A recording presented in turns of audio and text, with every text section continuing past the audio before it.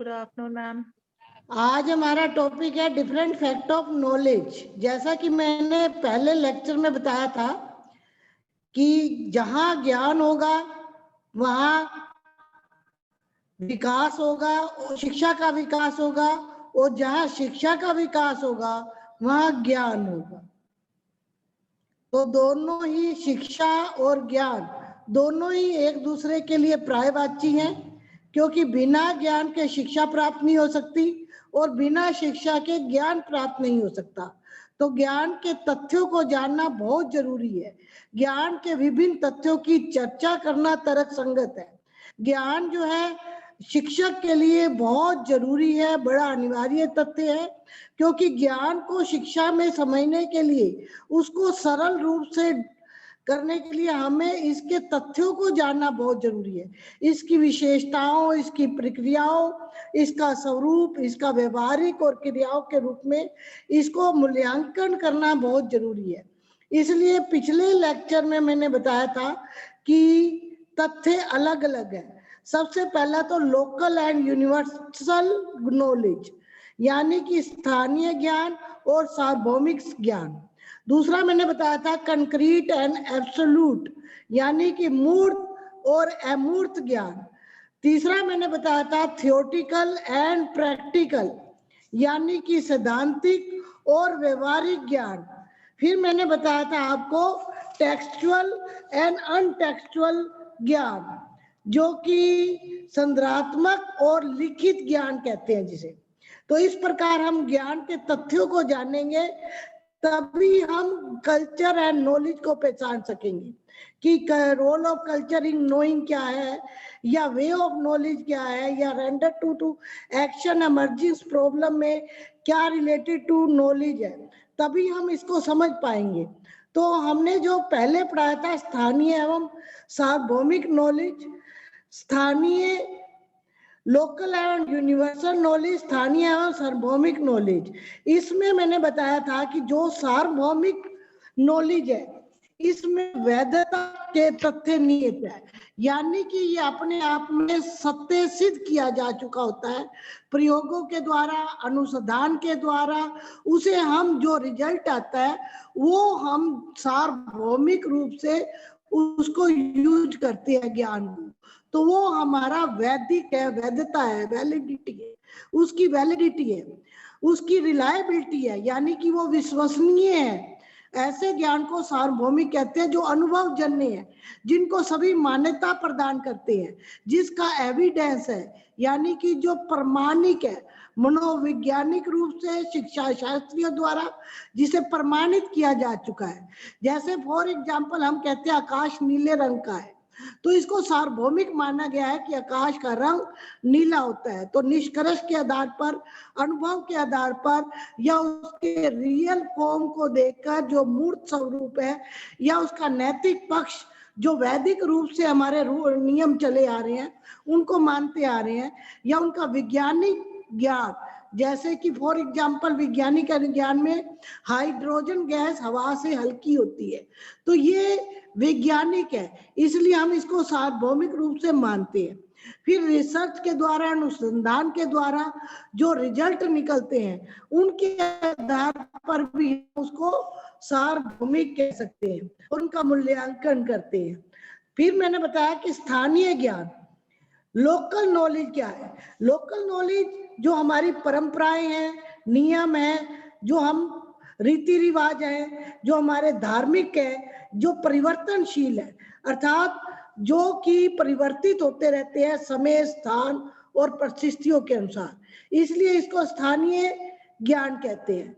जैसे cultural aspect है, cultural aspect यानी कि सांस्कृतिक क्रियाएं, ये नियम और परंपराएं हर स्थान पर अलग अलग सांस्कृतिक होती है। किसी स्थान में उसका ज्ञान अलग है और किसी में अलग है, क्योंकि हर स्थान का समय, स्थान और परिस्थितियों के अनुसार कल्चर में भी अंतर आता रहता है, तो ये स्थानीय ज्ञान कहलाता है। धार्मिक पक्ष यानी कि धर्म की जो परंपराएं हैं या धार्मिक नियम है, जो धर्म के नियम है वो हिंदुस्तान में है, अमेरिका में उसको नहीं मानते, तो इसलिए धार्मिक पक्ष भी परिवर्तनशील है, उसकी मान्यताएं भी समय, स्थान और परिस्थितियों के अनुसार बदलती रहती है। ये असमानता के कारण धार्मिक पक्ष भी स्थानीय स्तर का ज्ञान कहलाता है। इसमें परिवर्तन होते रहते हैं। सामाजिक मान्यताएं जो है भिन्न भिन्न होती है हर समाज में, तो सामाजिक मान्यताओं को भिन्न भिन्न होने के कारण ये स्थानीय ज्ञान की श्रेणी में आता है। इसमें दार्शनिक विचार होते हैं, यानी कि हर व्यक्ति की अपनी व्यक्तित्व के आधार पर अपने मूल्य होते हैं, तो उन मूल्यों को वो सार्वभौमिक नहीं कह सकते। जैसे साम्यवादी समाज है तो वो उसको हर जगह को मान्यता नहीं दी जा सकती, तो ये उसके अपने विचार हैं, उसकी अपनी परिस्थितियां हैं, अपने हर राष्ट्र में ये साम्यवादी पर चर्चा नहीं हो सकती, इसको महत्व नहीं दिया जा सकता। फिर है परंपराएं, परंपराएं भी बदलती रहती हैं।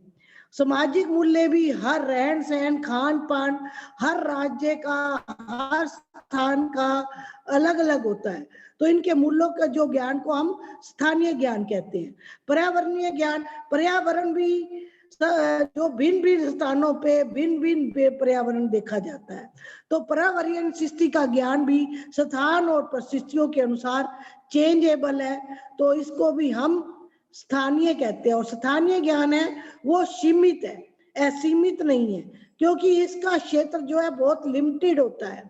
सार्वभौमिक जो ज्ञान है वो असीमित है, क्योंकि उसे हर जगह मान्यता मिलती है, उसकी वैलिडिटी है, उसको हम रिलायबिलिटी है, उसको हम जो है वैज्ञानिक रूप से रिसर्च कर चुके हैं, उसका प्रमाणिक सिद्ध हो चुका है, उसका सत्य सिद्ध हो चुका है, तो वो असीमित है। लेकिन स्थानीय ज्ञान जो है सीमित होता है और इसका सीमित ही मूल्यांकन होता है, क्योंकि इसके जो उदाहरण है सामाजिक मूल्यों पर आधारित है, इसीलिए इसका भी क्षेत्र जो है, इसकी जो मूल्यांकन है वो सीमित है।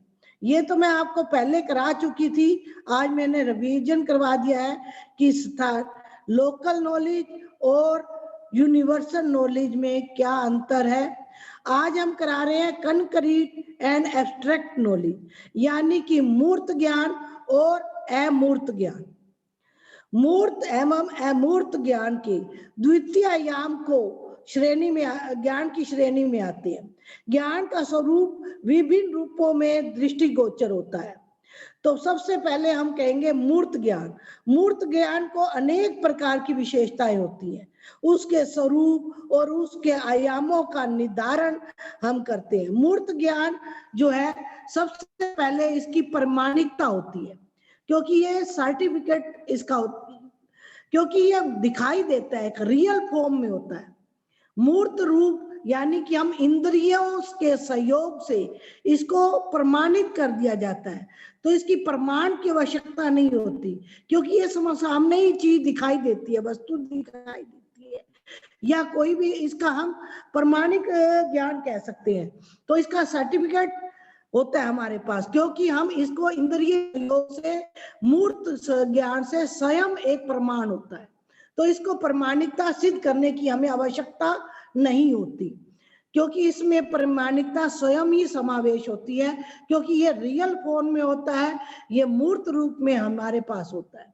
दूसरा है इंद्रिय अनुभव, सेंस ऑर्गन एक्सपीरियंस, यानी कि मूर्त ज्ञान को इंद्रिय अनुभव के द्वारा देखा जाता है। जैसे आँख किसी वस्तु को देखकर, कान किसी किसी को सुनकर, और नाक जो है किसी वस्तु की गंध लेकर हम इसको बता सकते हैं, जैसे त्वचा स्पर्श लेकर।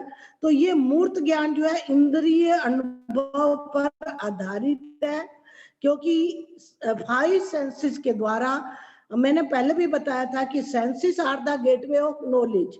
जो हमारी ज्ञान इंद्रियां हैं, ये ज्ञान के मुख्य द्वार है, जो हमें दिखाई देता है, जो हमें सुनाई देता है, जिसको हम टच करके त्वचा के द्वारा हम उसको टच कर सकते हैं, हम उसे स्मेल नाक के द्वारा सूंघ सकते हैं, या कान के द्वारा सुनते हैं, आंख के द्वारा देखते हैं। तो इस तरह से ये मूर्त ज्ञान जो है इंद्रिय अनुभव के ज्ञान के आधारित है। फिर है इसका निश्चित आकार है, सर्टेन साइज, यानी कि जो भी चीज हम देख रहे हैं उसको हम ऊंचाई, लंबाई, चौड़ाई सब देख रहे हैं। जैसे एक मेज है तो मेज को हम मूर्त रूप देखते हैं, मूर्त रूप से देखते हैं तो वो रियल फॉर्म में देखते हैं, उसकी ऊंचाई कितनी है, उसकी लंबाई कितनी है और वो कितना चौड़ा है। तो इस प्रकार से हम उसके निश्चित आकार यानी कि स्टैंड साइज को देखकर हम ये बता सकते हैं। तो ये एक मूर्त ज्ञान का एक निश्चित आकार एवं प्रकार निहित होता है, इसके लिए प्रमाण की आवश्यकता नहीं होती। फिर अर्थ है कि इसमें हम सर्टेन एक्सप्लेनेशन कर सकते हैं, यानी कि भाषाई वर्णन में निश्चितता, यानी कि हम इसके बारे में कुछ वर्णन करना चाहते हैं तो हमारी कोई भी भाषा हो, हम उसमें दो बात नहीं हो सकती। जैसे हमने किसी चीज को देखा तो वो दूसरा व्यक्ति उस चीज को देख रहा है तो उसका एक्सप्लेन करने का ढंग भी वही होगा। तो इस एक्सप्लेन करने का ढंग अलग अलग नहीं होगा। वर्णन जो हम, जैसे हमने एक गाय को देखा तो गाय की 4 टांगे होती हैं, तो सभी यही कहेंगे, चाहे वो किसी भाषा में बोलें वो यही बोलेंगे कि गाय की 4 टांगे होती हैं, कोई 2 टांग नहीं बताएगा, क्योंकि हमने उसको मूर्त रूप से देखा है।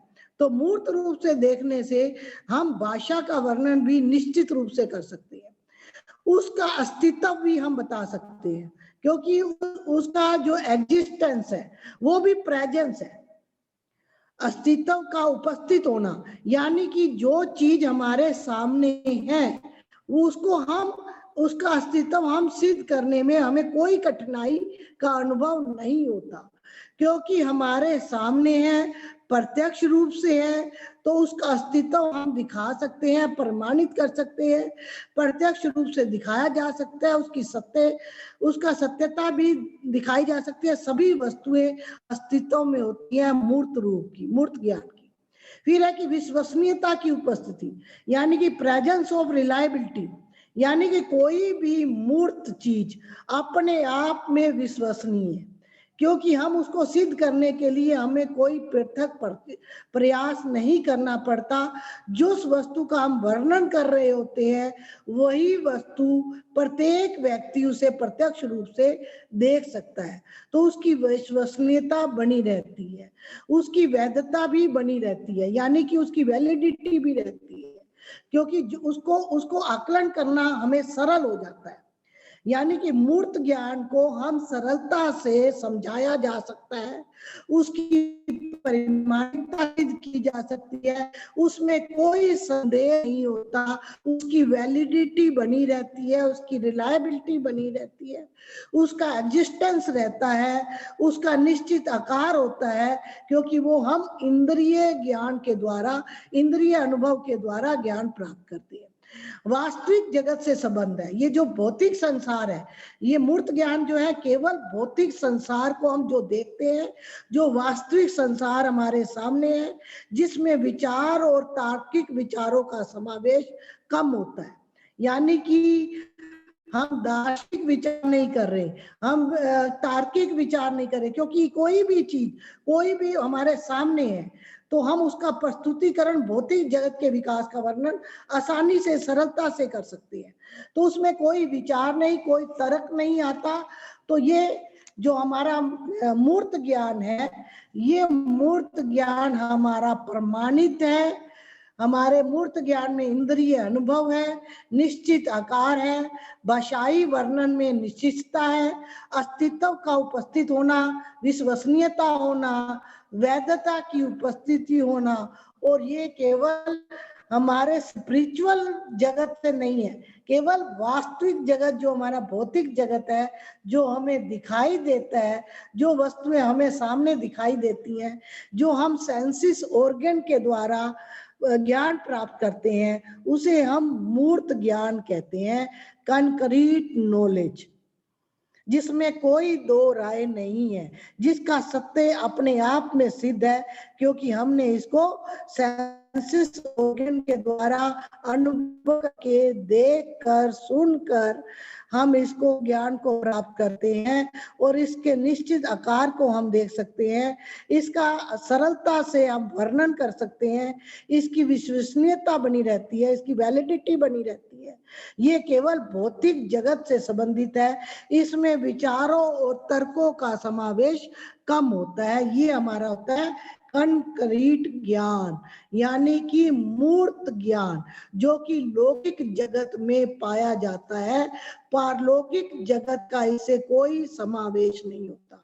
पारलौकिक ज्ञान नहीं होता। लौकिक ज्ञान भौतिक जो संसार है उससे हमें जो ज्ञान मिलता है वो हम मूर्त ज्ञान कहते हैं।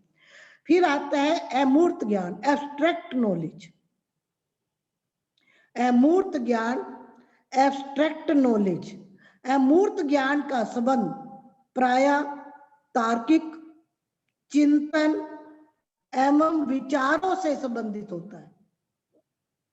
मैंने बताया ना, जो मूर्त ज्ञान है, जो कंक्रीट ज्ञान है, उसे हम लॉजिक के द्वारा, थिंकिंग के द्वारा या अपने फिलोसफर इस पर कोई विचार नहीं रखते, क्योंकि वो मूर्त है, रियल फॉर्म में है, सामने रखा हुआ है, सामने दिखाई दे रहा है, हम सेंसिस ऑर्गन के द्वारा उसको अनुभव कर रहे हैं। बट एब्स्ट्रैक्ट ज्ञान का इस जो है वो भौतिक जगत से ना लेकर परलौकिक जगत, यानी जिसको हम कह सकते हैं परलौकिक ज्ञान, जो अमूर्त ज्ञान होता है, वो तर्क एवं चिंतन और विचारों से संबंधित होता है, यानी कि relation with logic and thinking. तर्क एवं चिंतन से जिसका संबंध होता है। अमूर्त ज्ञान में किसी भी वस्तु का ज्ञान, किसी भी वस्तु का वर्णन व्यक्ति अपने तर्क के द्वारा, चिंतन के आधार पर करता है, क्योंकि वस्तु प्रत्यक्ष नहीं होती। इसलिए इस ज्ञान में ज्ञान प्रदान करने वाला तर्क एवं चिंतन ज्ञान के वर्णन में पूर्ण प्रभावी होता है।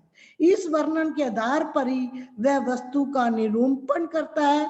अतः अमूर्त ज्ञान में तर्क एवं चिंतन की महत्वपूर्ण भूमिका होती है। सेकंड है दर्शन से संबंध, रिलेशन विद फिलोसफी। पहला पॉइंट मैंने बताया ना, relation with logic and thinking. तर्क एवं चिंतन से संबंध है। जो हमारा अमूर्त ज्ञान है, जो हमारी एब्स्ट्रैक्ट नॉलेज है, वो मूर्त नहीं है, रियल फॉर्म में नहीं है, तो व्यक्ति उसे तर्क और चिंतन के आधार पर, चिंतन ज्ञान के वर्णन से उसको प्रभावित करता है और यही उसका महत्वपूर्ण भूमिका रहती है। फिर है दर्शन से संबंध, रिलेशन विद फिलोसफी। अमूर्त ज्ञान में दर्शन का महत्वपूर्ण योगदान है। इस ज्ञान का विकास भी दार्शनिक विचारों के आधार पर ही संभव होता है, क्योंकि समस्त अमूर्त ज्ञान के विषय में दर्शन से प्रत्यक्ष एवं अप्रत्यक्ष रूप से संबंधित होता है। क्योंकि दर्शन जो है डायरेक्ट भी है और इनडायरेक्ट भी है। जैसे आदर्शवादी दर्शन, यानी कि आइडियलिज्म फिलोसफी। आइडियलिज्म फिलोसफी जो है सत्यम शिवम सुंदरम के आदर्श पर आधारित है। इसी प्रकार अनेक विचारधाराएं जो कि दर्शन से संबंधित है, अमूर्त ज्ञान में वृद्धि करता है, यानी कि ये फिलोसफर जो अपना ज्ञान, जो विचारधारा करते हैं, उस पर आधारित है। तीसरा है रिलेशन विद आइडियल्स, यानी कि आदर्शों से संबंधित। आदर्शों का संबंध भी अमूर्त ज्ञान से ही होता है। जो आइडियल होते हैं, जो हम आइडियल बनाते हैं, कि जब भारतीय दर्शन में हम कहते हैं कि मोक्ष होगा, हमारा जो है अंतिम एवं उच्च जो आदर्श माना जाता है कि मरने के बाद हम मोक्ष को प्राप्त करेंगे। तो मोक्ष किसी ने दिखाई नहीं दिया कि मृत्यु के बाद बंदा कहाँ जाता है, कहाँ रहता है, ये कोई दिखाई देने वाली चीज नहीं है। केवल हमारे उसमें आइडियल है कि भारतीय संस्कृति में, भारतीय दर्शन में हमारा अंतिम और उच्च लक्ष्य क्या है, हमारा आदर्श लक्ष्य क्या है कि हमें मोक्ष पाना है। तो मोक्ष को हम मूर्त रूप से नहीं देख सकते, तो उसे अमूर्त ज्ञान की संज्ञा देते हैं। तो ये जो आदर्श बना देते हैं किसी भी समाज का, भारतीय संस्कृति में तो बड़े सारे आइडियल है, तो उन आइडियल के आधार पर हम कह सकते हैं कि जैसे स्वर्ग और नरक, अच्छे कर्म करोगे तो स्वर्ग जाओगे, गंदे कर्म करोगे तो नरक जाओगे। तो ये एक आइडियल भारतीय संस्कृति में बना दिया जाता है जो आदर्शों से संबंध है। तो आदर्श जो है मूर्त नहीं है, ये केवल हमारे आदर्श विचारों पर आधारित है।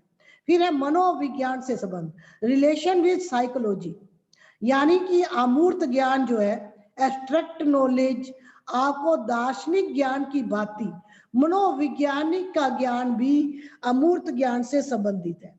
इसमें रुचि, बुद्धि, उपलब्धि एवं समायोजन, किसकी बुद्धि कितनी है, ये हम साइकोलॉजी ढंग से साइको के द्वारा कुछ प्रमाण बनाकर, कुछ हम बनाकर उसकी रुचि का, उसकी बुद्धि का समायोजन या उसकी योग्यता को देखते हैं। तो ये मनोविज्ञान के विचारों एवं तर्कों पर आधारित है। यानी कि जो अमूर्त ज्ञान है, जैसे किसी का व्यवहार कैसा है, किसी की किस चीज में कितनी रुचि है, किसकी बुद्धि कितनी है, ये हम बच्चों के व्यवहार से अनुमान लगाते हैं, या कुछ हमने प्रमाण बनाए हुए होते हैं साइकोलॉजिकल, या जितने भी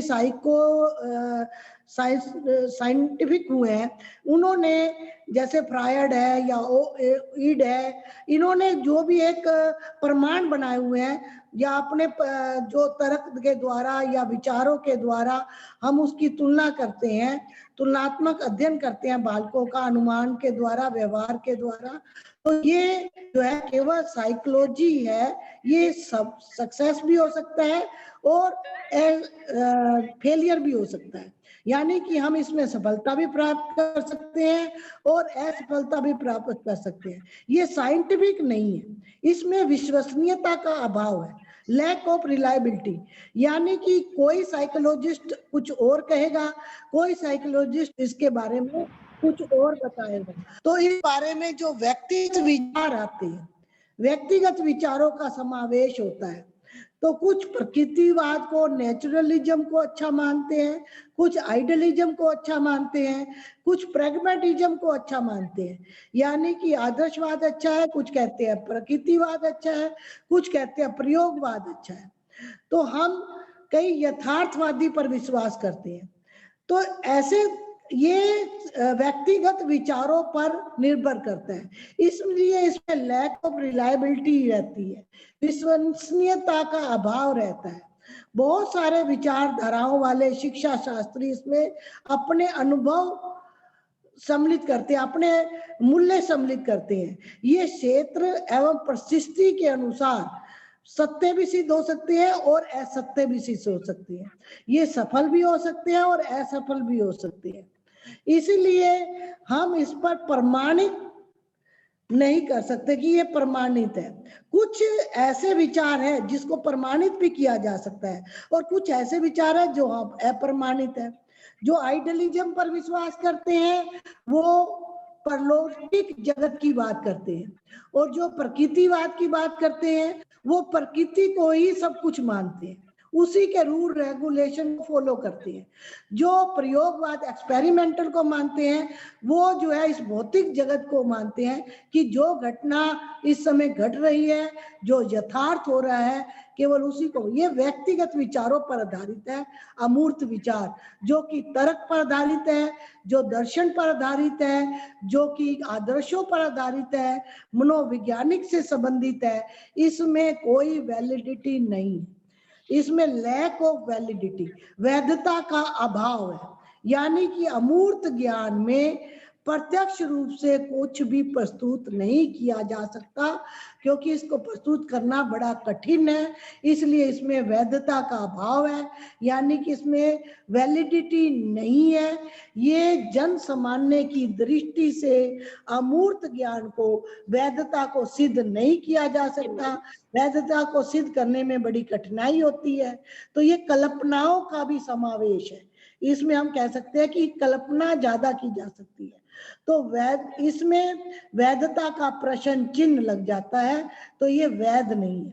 फिर इसमें प्रत्यक्ष का अभाव है, यानी कि लैक ऑफ डायरेक्ट, कुछ भी डायरेक्ट नहीं है, यानी कि ये दृष्टि गोचर नहीं है। उस जैसे कि अमूर्त ज्ञान में वस्तु को प्रत्यक्ष रूप से प्रस्तुत नहीं किया जा सकता, जैसे सांख्य योग, मीमांसा, ज्ञान मीमांसा एवं आदर्शवाद आदि संबंधित विचारों और वस्तुओं को हम प्रत्यक्ष रूप से नहीं दिखाया जा सकता, ये वैचारिक आधार पर ही सिद्ध किया जा सकता है। इस प्रकार प्रत्यक्ष के अभाव से अमूर्त ज्ञान में पूर्ण रूप से सत्य नहीं होता, तो ये असत्य भी हो सकता है और सत्य भी हो सकता है। ये परंपराओं से संबंधित होता है, रिलेशन विद ट्रेडिशन, क्योंकि अमूर्त ज्ञान का संबंध परंपराओं से पाया जाता है। अमूर्त ज्ञान का विकास हमारी सांस्कृतिक एवं धार्मिक परंपराओं से संबंधित है।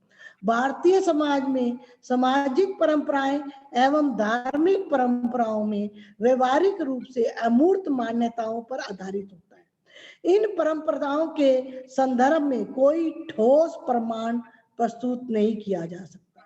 इस प्रकार अमूर्त ज्ञान के समस्त आयाम विचार, दर्शन एवं कल्पना पर आधारित है। इसकी सत्यता विभिन्न प्रकार के विधानों के विचारों एवं आदर्शों पर प्रमाणित होती है। वर्तमान समय में अमूर्त ज्ञान को एक निश्चित क्षेत्र एवं निश्चित व्यक्तियों के द्वारा ही स्वीकार किया जाता है, क्योंकि इसमें वैज्ञानिकता एवं प्रामाणिकता का अभाव पाया जाता है। इस आधार पर भी अमूर्त ज्ञान मानसिक एवं आध्यात्मिक विषय के रूप में स्वीकार किया जाता है, और मूर्त ज्ञान जो है वो भौतिक जगत से संबंधित है, उसकी प्रामाणिकता है, उसकी वैलिडिटी है, क्योंकि वो सेंस ऑर्गन के अनुभव के आधार पर हमें मूर्त रूप से रियल फॉर्म में दिखाई देती है। तो उसको हम, ये था हमारा कंक्रीट एवं एब्स्ट्रैक्ट नॉलेज। किसी स्टूडेंट को समझ में ना आया हो या कोई पॉइंट पूछना चाहता हो तो पूछे। कंक्रीट एवं एब्स्ट्रैक्ट नॉलेज, मूर्त एवं अमूर्त ज्ञान।